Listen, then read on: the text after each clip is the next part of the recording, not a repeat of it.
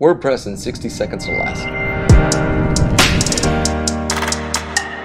WordPress Performance, cleaning database tables. This reduces the size of your database, thus optimizing your WordPress website. From the dashboard, you want to install the WordPress database plugin and then go down and click on Database. You can search your database page by using Command or Control F and then typing MIB. And you can see here that our iTheme security log is up to 9 megs, and we can clean that out. So from here, you want to go to Empty and Drop Tables over on the left column. We're going to click Empty over in the right column, scroll down, and click Empty Drop. If we go back to the database page and scroll to the bottom or scroll down to the same table, we can see that we've reduced the size from 9 megs down to 16 kilobytes.